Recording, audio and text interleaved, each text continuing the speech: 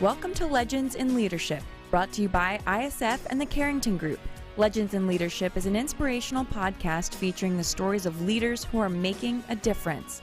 Our goal is to inspire you with the stories of leaders who come from humble beginnings, overcome challenges, and ultimately rise up to make a difference in people's lives. Well, hello, folks. This is Tyler Tolman. I'm a family officer with the Carrington Group, and my co-host on today's podcast, Dr. Blair Ritchie, who's the executive director of the International Student Foundation, and Jason Smith, who's a fellow family officer and partner of mine with the Carrington Group.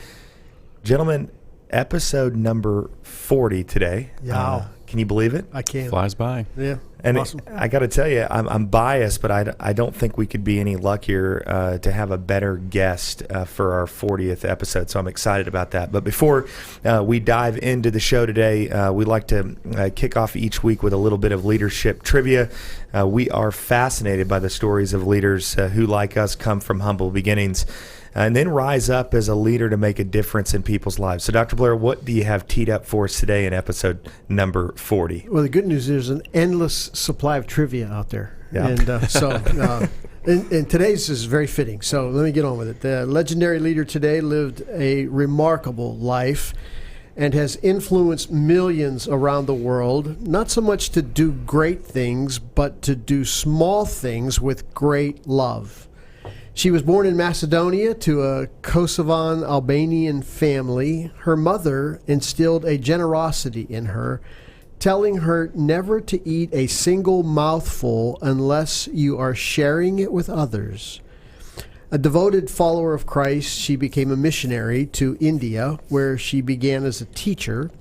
But the overwhelming poverty of Calcutta drove her to open a home for the destitute, working with the poorest of the poor. Then a leper colony, an orphanage, a nursing home, a family clinic, and then a string of mobile clinics. She founded the Missionaries of Charity and oversaw its growth to over 130 countries. Awarded the Nobel Peace Prize, she stood before the most powerful leaders in the world and challenged them to see the spiritual poverty amidst their material wealth, challenging even the President of the United States to put an end to abortion in America. The world and the church considered her a saint, but in her own eyes, she was simply a humble servant with great love. So who is this legendary leader? I'll be back at the close of the program with the answer. I think I'm going to get two in a row. I know. Jason knew it. It's pretty obvious after the first couple of. Yeah. This is a little softball, but it fits today. So yeah, it does for sure. Well, I'm excited about today's guest, Carly Burson. Carly is the founder and CEO of Tribe Alive, which is an ethical fashion brand focused on moving the industry toward a more sustainable approach while educating and meaningfully employing artisan men and women. Utilizing her drive for social justice and years of experience in the fashion industry, Carly shares her passion for activism, social enterprise, and impact consumerism as a means to empower women. She believes that business should only be used as a platform for positive change and that elevating women and girls is the only way to guarantee a brighter future. She lives in Fort Worth with her husband Kyle, 7-year-old daughter Ellie, 18-year-old daughter Priscilla, and 3-year-old granddaughter Flory, and her 4-legged soulmate, Ramy dog. So Carly, welcome to the show. Your work is inspiring, and we're really excited to have you on the show and to hear about your journey. Thank you so much. I'm so excited to be here. You know, your story is so deeply embedded, Carly, in the work that you're doing now. But before we dive into Tribe Alive, I wanted to talk a little bit about your early life. Where'd you grow up, and who were some of the early influencers that have shaped you into the person you are today? Yeah, well, I'm originally from Massachusetts, so I am a New England girl through and through.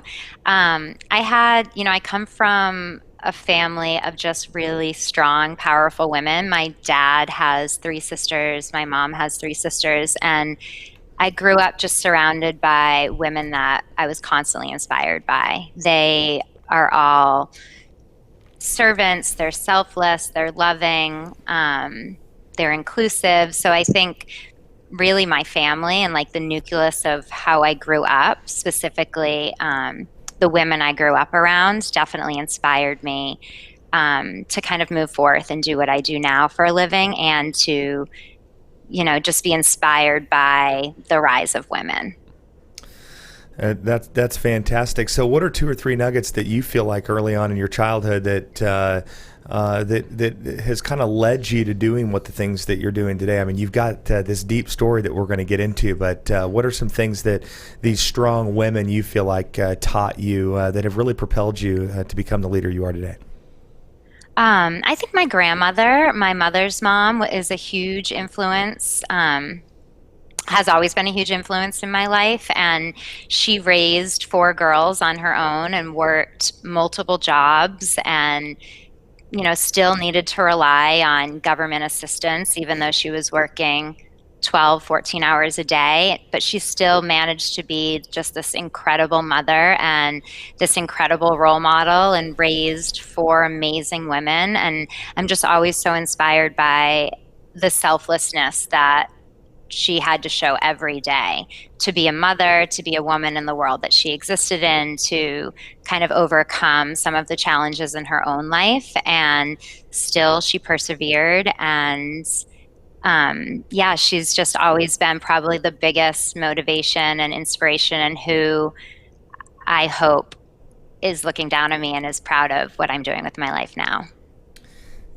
Based on what I know about your story, I'm curious for all the moms that are out there trying to raise kids in a pretty interesting culture today. What are the 2 or 3 things that you think are pivotal in helping kids in this just culture and environment that we're in become leaders of tomorrow? I think the most important thing, and what my husband and I, really strive to instill in our kids, is like understanding that the idea of other shouldn't exist, that we all belong to each other, that there's really no such thing as other people's kids or other kids in another country. And, I think leadership and really has to involve such a human factor, where equals, we see each other for who we are, and we think about kindness and humanity and equality. And I think kids need to be, one, exposed to other kids that are different from them. And they also need to be taught to love and be inspired by and strive to be like other kids that are different than them, or want to mentor other kids that maybe don't have the same experience as them. So I think really opening up a world for children to be exposed to more and exposed to different is really important. Tribe Alive's story began when Carly and her husband finalized the adoption of their daughter, Ellie. And I was reading that you said that, like all moms, you knew that becoming a mother would, of course, be this profound impact on your life and just completely change your life. But I understand that the adoption was way bigger than that for you. So talk about how this moment in your life has really shaped where you are today.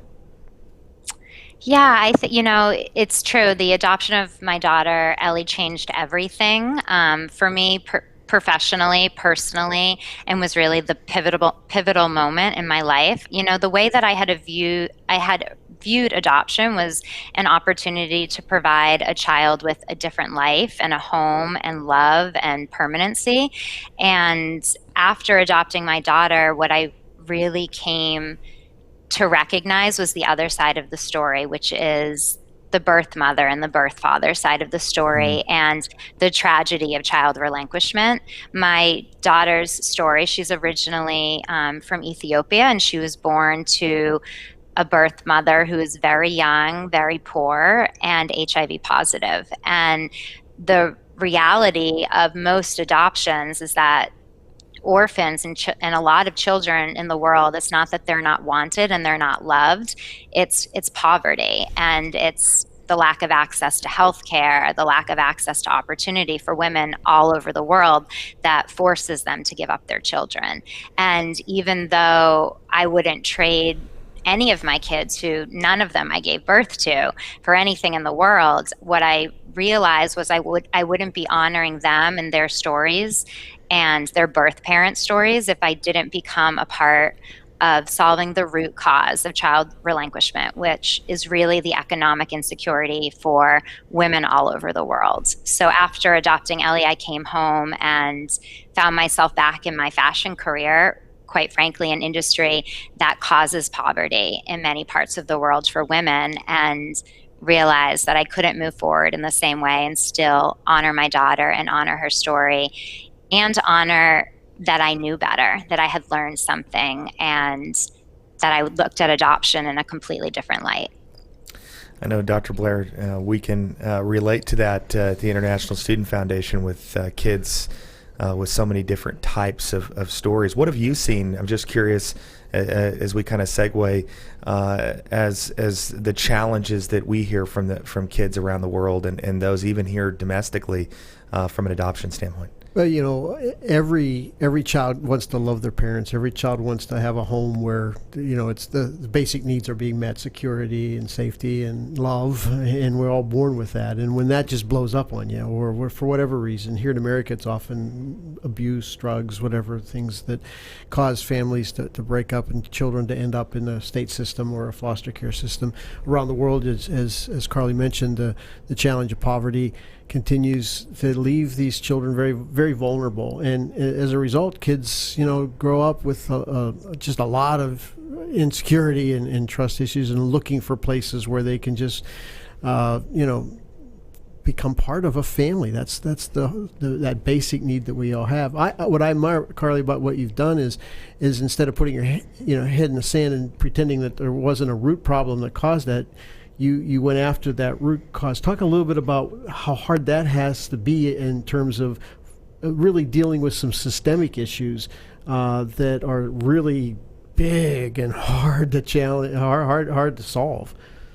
Yeah, I mean, it's you're right. It definitely comes with immense challenge because it is so systemic. I mean, 70% of the world's poorest people are women. So a lot of people have said, you know, poverty has a woman's face across the world, and raising children and motherhood, it's really devastating in a lot of countries where, you know, motherhood isn't a privilege, it should be a right. But in the world that we live in a lot of places, it is a privilege to be able to raise your children and provide for them. So what I'm passionate about, what my company works to do every day, is to provide women with education and job skill training and really good employment opportunities that include fair living wage pay in safe work environments, in places where they can continue to build their life skills, their professional skills, and a place where they can come to work and be honored, treated fairly, and feel safe. So we believe that opportunity and employment and education are what will change the face of poverty for women across the world. So we focus first on those opportunities, and our medium to do that is through fashion. There's a lot of ways to consume in America and to buy things. And, you know, there's a saying that every time you choose to spend your money, you're either making a choice to help someone or to harm someone. So we want to ensure that all of our products are ethically made, and that the maker is honored just as much as the customer, and that the earth is also honored in the process. So these opportunities in utilizing the growth of a business and the growth of a brand, in turn, helps us grow our impact across the world and provide deeper, more meaningful employment, but also more employment for more women. You say as a company that you measure your success by impact and not profits. I thought that was really a profound piece that I was reading as I was preparing for the show, because most companies in this world that we live in, it's all about profits and it's all about net profit margin. But in your case, you say it's really about impact. So I want to dig into you guys' growth, and it's really, for me, I'm interested in the how piece of this. So you have all these different cultural norms and expectations, and different countries with different expectations. So dig into this idea of making an impact for us a little bit, and how are you, in fact, ensuring these safe environments and delivering on the mission of Tribe Alive?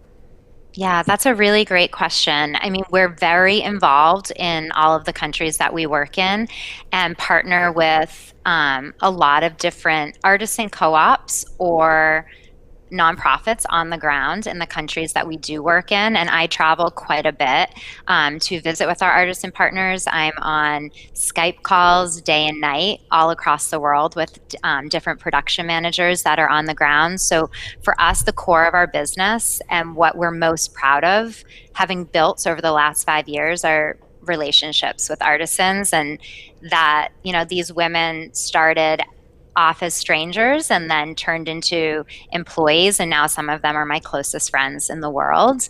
And I think that is why we've grown, and why our business is authentic, is because we have very deep, meaningful relationships with the people who work for us, where there's a lot of transparency and a lot of trust from all ends. So we have to make business decisions, which sometimes aren't always easy, but whenever we make a decision, it's always with the artisan partner and the maker in mind, because that's at the core of who we are and what we do. It definitely involves a lot of time on the ground, a lot of training, a lot of auditing, trust building, and it's really complicated because all the countries that we work in are different. So the way that I might approach a partnership in Haiti is very different than the way I would approach partners in India.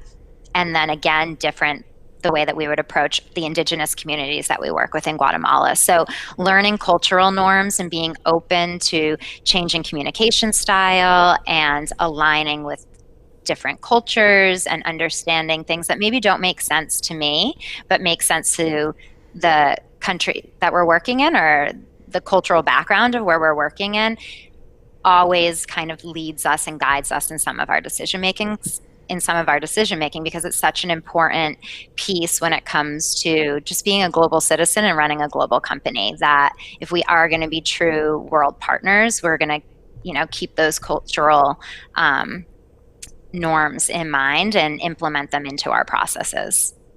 So I've seen where other companies, as they expand globally in a conscious manner, technology becomes critical for them to be able to really connect with people and create supply chain. Have you found technology is a great enabler in your ability to reach out across the world to these communities? Absolutely. I don't know what we would do without technology. I would have to be traveling nonstop, constantly. I'd never be home. I, wake up in the morning and have a FaceTime call with a partner in India. And then before I go to bed, I have another FaceTime call with another partner in India. So we're able to constantly connect, and that helps from a business perspective in obviously meeting deadlines and timeframes and getting things done. But it also really helps with the relationship building as well, being able to see somebody face to face and make eye contact and see each other's expressions. And technology, without it, we couldn't do anything, to be completely honest. So I still think sending an email across the world is magic. So the other ways that I'm able to connect with our partners are pretty incredible. So Tribe Alive has grown pretty quickly, from employing 4 female makers in Honduras to now supporting 8 artisan design cooperatives in 5 different countries, where you guys have been able to sustainably employ over 250 people, which that is magic in itself in a short period of time. So I feel like with every entrepreneur, there's always this aha moment. There's always this big break moment. And so I'm curious, what was your big break starting out from zero with Tribe Alive, and maybe a story that you could share with us that would be inspiring to our listeners today? I mean, there's been many. I would say, they say it takes a village, and in the world that we work in, it's definitely the case. We work with a lot of amazing brand partners that continue to support our product line, our artisans, and who, quite frankly, in the beginning had a much larger platform and customer base than we did.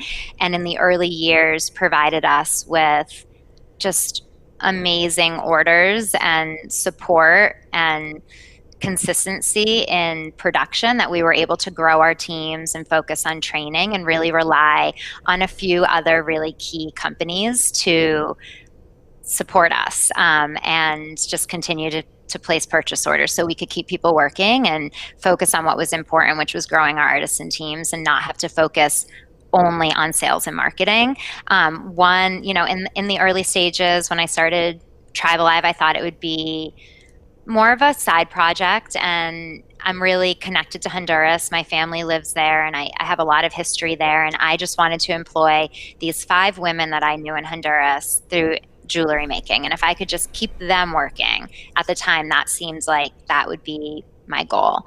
And so we launched Tribe Alive, and probably no more than 5 or 6 months later, I was still working my full-time job and building Tribe Alive on the side. I was the only employee, and we got a call from a company named CauseBox, who is now just this huge socially conscious enterprise that offers a subscription box service curated with beautiful, socially conscious and impact-driven products. So just 6 months in, I received a call from their founder, and he placed an order for 4,000 units. And I only had 5 women in Honduras working for us. And when I pretended that we could do it and that we could take the order on. And I told my husband, I either have to quit my job and take a leap of faith and take my 2-year-old to Honduras for 6 to 8 months and hire 50 women, or this little dream can stay little. And my husband supported it and told me to go for it. And I gave my 2-week notice. Ellie and I headed down to Honduras and completed our first really large production. And CauseBox continues to be a huge partner for Tribe Alive, along with many other designers and brand partnerships. But that was a really pivotal moment where I had to take a leap of faith and leave my secure income and a job that I loved, and just hope it was going to work out. My mom taught me growing up that you, as an entrepreneur, she said, you just say yes and you figure it out later. That sounds every exactly. day. That's yes. right. That's yeah, right. Every day. So I'm curious a little bit about your ideal client. What is the demographic of your client and the folks that are purchasing from Tribe Alive? Yeah. So our, it's a little bit broad, but the ideal client base, obviously, male products, and she is in the range of 30 to 45 years old. Ethical fashion is more expensive. It's a higher price point because it costs money to do things well and to do things ethically. So for us, our demographic tends to start between 30 and 35, when a woman might be more established in a career and have a little bit more of a disposable income. But we really are interested in connecting with all types of women. We're really, diversity is really important to us. Different life stories are important to us. Women who are inspired by the world and inspired to be global citizens, and women who are informed and educated and recognize their own impact day to day on the world and the people around them. And, women who want to make small changes or big changes to help impact people on the planet, whether it means buying a sustainable dress or whether it means being a full-time activist. We're just really inspired by women who live their life consciously and think about how their actions affect the world around them. And you're in an industry that moves quickly, seasonal, annual trends, year over year. Is that a challenge, or how do you face that challenge of a product line that tends to be one that's constantly refreshed? That's a great question, because we are up against what we call a fast fashion machine, which is part of the problem in fashion, is this demand for like quicker, cheaper. It's kind of this race to the top. So we identify with slow fashion. So we don't follow trends. For one main reason is because we believe there's a lot of waste in fashion, a lot of clothes that end up in landfills. So we design classic pieces and silhouettes that we want to be able to live in a woman's closet now and 10 years from now. We also, because we're so focused on our artisan development, we would really put a lot of pressure on our artisan groups if we were constantly asking them to sample and remake new products. So instead of launching the industry's average of 6 collections a year, we only launch 2 large collections a year and trickle in some newness. But we really just believe in like slow fashion, slow consumption, and really honoring the work that our artisans are doing and not putting more pressure on them to be a part of that sort of race to the top. But it is really hard. We even see ethical brands in our space that are now developing new products every day. And I was just speaking with our creative director yesterday, and she said to me, she's like, we just have to know what our mission is, because it's going to be really easy for us to enter that race. She's like, we have to stay true to believing in slow fashion, believing in less is more, fewer better things. But it's hard when you see your competitors doing the opposite, and it's hard to not when you're trying to get the same. And as you're trying to get that visibility and that credibility in the space, to have to swim against the stream in not just the ways in which you produce, but also the ways in which you market and participate in the industry. Absolutely. Yeah, it is a constant challenge, and it's sort of one that we ebb and flow between, figuring out the right balance, maintaining our mission, but also competing and being able to grow our business so we can grow our impact. But it's hard, I think in any impact work, whether it's in fashion or human rights or environmental impact, you're up against a lot of systematic issues. So it's hard to change those things. But if you just remain focused and, strong in what your mission is, I think change is slow, but it happens and it comes. Such an inspiring story, and I hope that somebody listens to this podcast who's thinking about taking a leap. And I feel like entrepreneurship and new business and small business, most of the time there's this moment where you've got to take a leap, and you've just got to have faith, and you got to believe in what you're doing. And so I'm hoping that Carly's story for somebody would inspire you to take a leap to do what it is that you're truly passionate about. As we wrap up the show today, Carly, one of the things that we like to learn about our listeners is, what is a piece of literature, a book that you've read, or a podcast that you listen to that's really been meaningful to you in your leadership journey? Well, I'm really inspired by literature. My most favorite author and poet is Maya Angelou. So whether it's her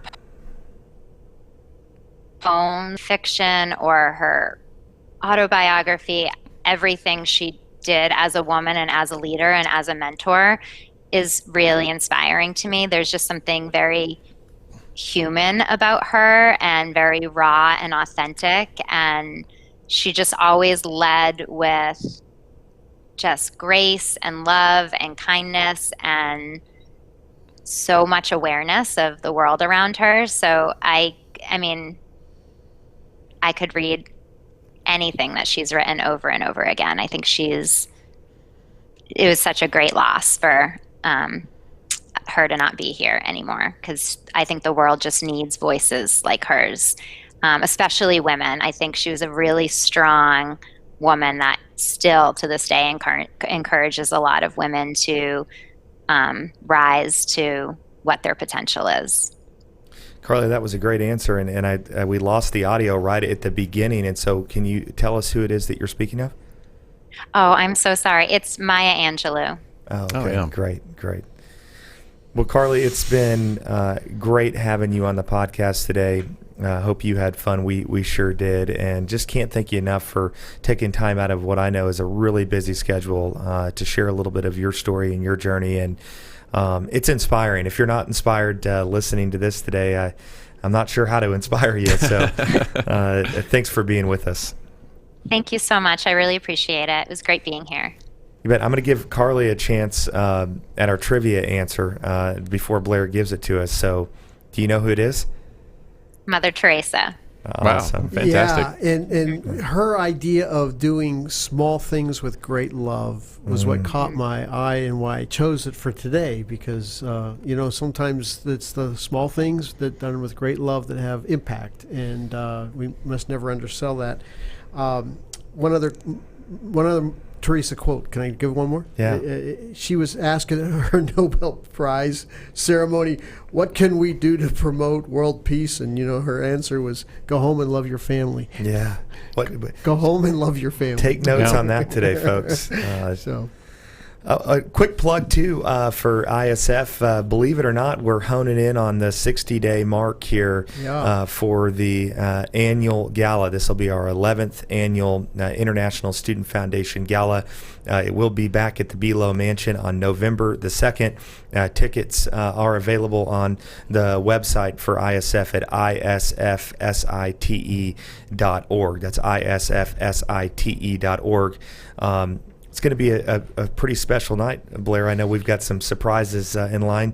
Give us a quick sneak peek of that. Yeah, last year we had such a powerful entertainment and experience, not only the great food of Richard Chamberlain, but this year our entertainment is going to include a phenomenal story of Christina Meredith, who was a foster care child, I guess, in Florida, who went on to become Miss California. Her story is inspiring. And then we're going to have a blast with Craig Cargis, who's kind of an extraordinist. And so just be a great evening of inspiration, entertainment, and generosity that will actually provide funding for scholarships for our kids. We're going to just be able to reach out so many more students in 2020 because of a successful 2019 gala. It's exciting. And I like to eat, so I have to mention that, of course, the great food by Richard Chamberlain, for those that are familiar with Chamberlain's Steak House in Addison, and, of course, the Fish House. So he does all the food. So just excited about that event, November the 2nd, and get your tickets on the ISF website. Well, folks, that's a wrap for our podcast today. On behalf of the Carrington Group and ISF and our special guest, Carly Burson, this is Tyler Tallman wishing you a good day. Remember this, that if your actions inspire others to dream more, learn more, do more, and become more, then you are a leader. Have a great week. Legends in Leadership is brought to you by the Carrington Group. Carrington Group is a family office with a passion for helping business leaders and their families make smart choices and fulfill their highest aspirations. To learn more about the Carrington Group, visit their website at www.carringtonfo.com. or Google Carrington Group, Dallas, Texas. ISF is committed to leadership development for aged-out foster care and orphaned youth. ISF's mission is to transform these youth into tomorrow's leaders with scholarships, mentoring, and leadership training. To learn more about ISF, visit their website at isfsite.org or Google International Student Foundation to learn more.